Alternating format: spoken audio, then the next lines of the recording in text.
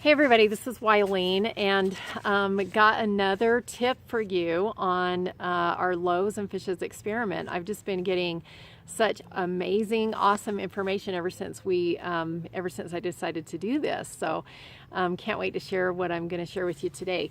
I have a few notes that I'm going to be referring to. I had somebody text me this morning, one of my past clients. Actually, she's still a current client, I should say. And she's wanting to set a new goal on her vision board because she's accomplished the one that she had set. And she contacted me and she's like, okay, I remember when we set this original goal. She says, I told you I wanted to have better health, and I was thinking lose weight, but you helped me set a goal to go on a hike.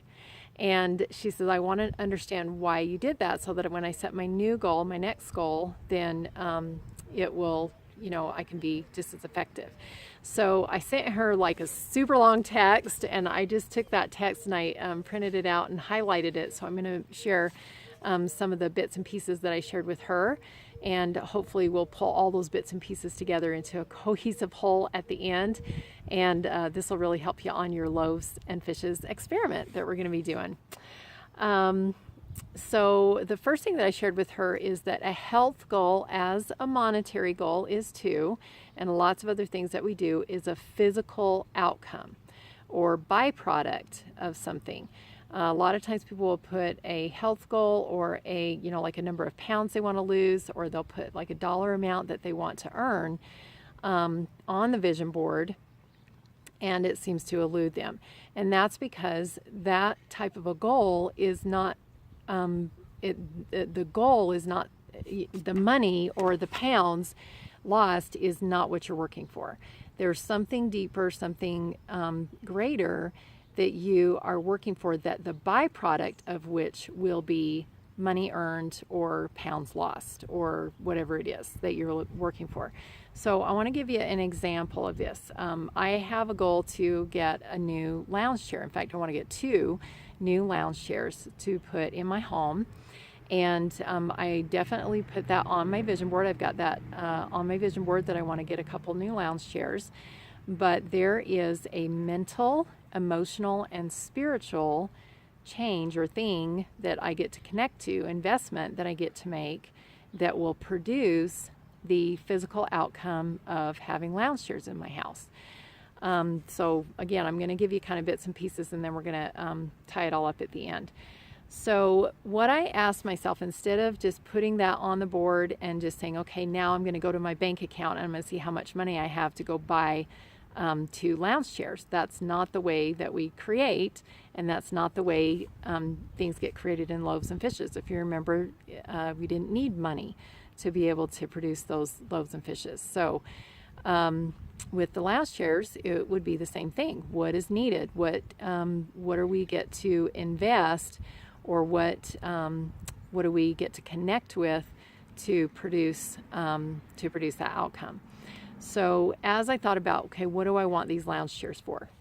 What I want them for is, my husband has a lounge chair that he sits in the basement, in front of the TV in our family room, and he's comfortable there, but there's really not any other chair in the house where he feels comfortable. So as a result, he spends a lot of time in that chair down in the basement, and a lot of time by himself in the dark with his maybe computer on his lap, and I don't, if I need to talk to him or whatever, I'll go down there and be with him.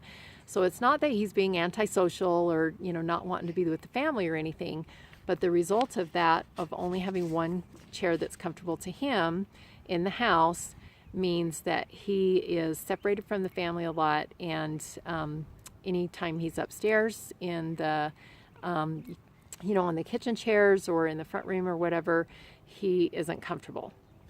So I looked at, okay, what is the mental, emotional, and spiritual attachment or investment that I get to make into creating something different.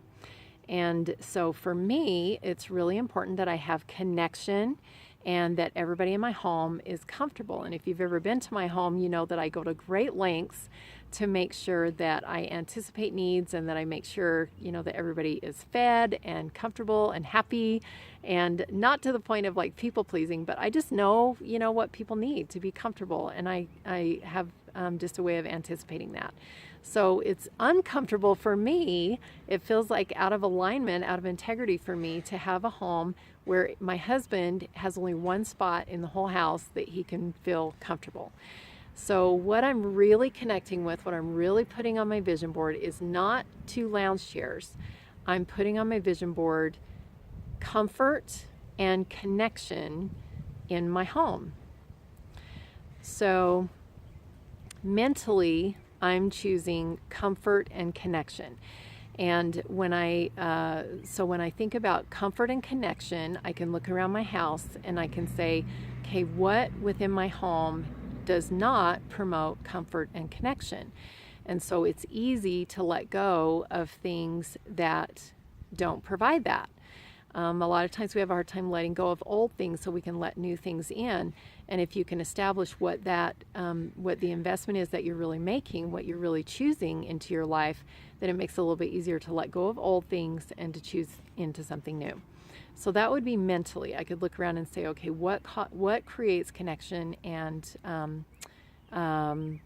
comfort in my home? The second thing is emotionally.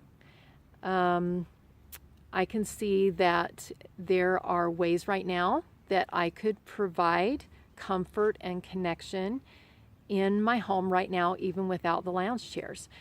This is a very important step in creating something on a vision board, is finding a way that it already exists in your world right now. So there are ways that I can produce, that I can create comfort and connection. I can allow my husband to be down in the basement, and if I have something that I can do where I can be by him, I can just go down and sit by him. There are times when I'll go down and I'll say, can I just rub your feet or rub your back? And so I can create comfort and connection in that way. I can fix a meal for him, even though, it's not the exact comfort that a lounge chair would give. It does give comfort and connection. It allows us to be able to eat together, and that kind of satiating feeling that food gives when it goes down into our belly, it brings comfort. So there's a way that I can bring comfort and connection. So there's multiple ways that I can create comfort and connection in my world right now. So if I just put the lounge chair on the vision board and said to myself, this is the only way that my husband's going to be able to be comfortable and that I can connect with him, is if I have this lounge chair, I would be super frustrated until that lounge chair arrived. And worse is that when you don't see that it's in your life, when you feel like it doesn't exist already in your life, then you need it. And anytime we need something, it means we don't have it, right? And so that's where affirmations come in, where you're writing things as if they already exist. And I'm not saying like pretending that I already have a lounge chair sitting on my kitchen chair and just closing my eyes and pretending like it's a nice, comfortable lounge chair. That's not what I'm talking about. What I'm talking about is finding ways that you already have comfort and connection in your world right now so that you can write those affirmations and feel true, that they feel true, and you can state them honestly. I have comfort and connection within my home. My husband feels comfortable and connected in our home. And so as I'm saying those, in my mind, I might be thinking, I can go rub his feet, or I can cook a meal for him to create that comfort and connection. But the universe doesn't know the difference. And if I chose those lounge chairs specifically for the purpose to create more comfort and connection in my life with my husband, then the universe will receive that and say, oh, she is saying that she has comfort and connection, so we better bring her some lounge chairs, because that's actually what Clint needs, is a couple of lounge chairs. So we talked about mental and we talked about emotionally being connected to the idea that already exists in your world right now. So the chair is on order. Because the chair is on order, you don't really need it. And because you don't need it, it means that it has to show up, because it's not a need anymore. We already have it. I know that sounds really crazy, but that's the way the magic happens. When you don't need it, that's when it shows up. As long as you feel like you need it, and just think about it, the words that you say, I need this, it means I don't have it. So as long as I say I need it, I'm never going to have it. So spiritually, so let's talk about spiritually. Spiritually, you are creating this outcome by aligning with and becoming the person who you would be if you already had the end result. So in my chair situation, I might go into my front room and I might clean a space and say, this is for the lounge chair that is on order. I might go to the furniture store and might find the exact chair that I would like and take a picture of it and maybe put, have the price in the picture so that I know what I need to set money aside for. And maybe that lounge chair isn't the exact one that I end up getting, but this is something that will help me to visualize. And I have had situations like just the other day, I decided that I needed a futon to put in a sewing room so that when we had guests, we would be able to offer, that extra space for a guest room. And I wrote the word futon, and I didn't even put it on my vision board. It was still sitting on my desk. And I drove out that day to visit with a potential client. And as I was driving by, I noticed a futon on the side of the road that said free. And I went over and I wiggled it. I checked it out to make sure that it was really sturdy. I tried it out to make sure it worked, and everything looks great except it just needed a paint job. And I'm really good at painting. So I thought, all right, awesome, there's my futon. So I brought it home.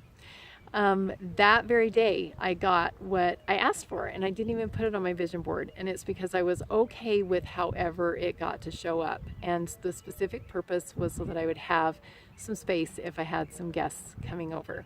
It wasn't that I felt like I had to have a futon. It was, I need some space if I have a guest coming over. All right. So back to, okay.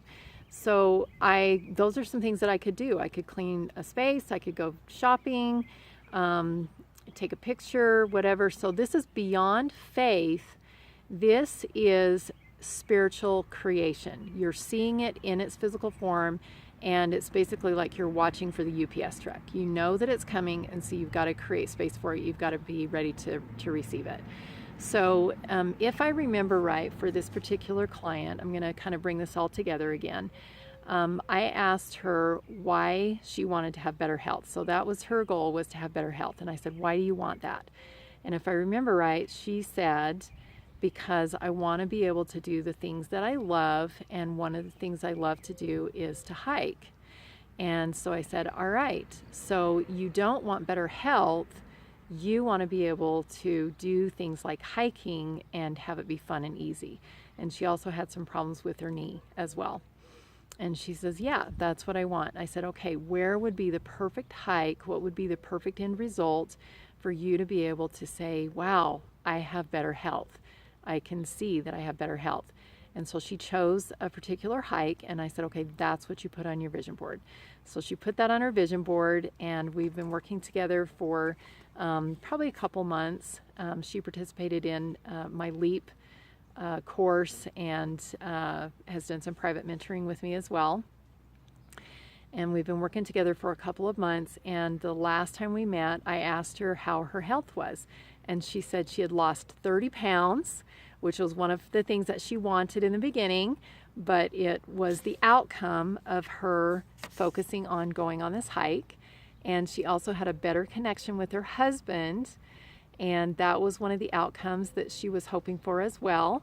But the interesting thing was those two things were not on the vision board. The thing that was on the vision board was the hike, and then she went about mentally, emotionally, and spiritually aligning with it and creating what would need to happen for her to be able to go on that hike. And all the byproducts were exactly what she was choosing.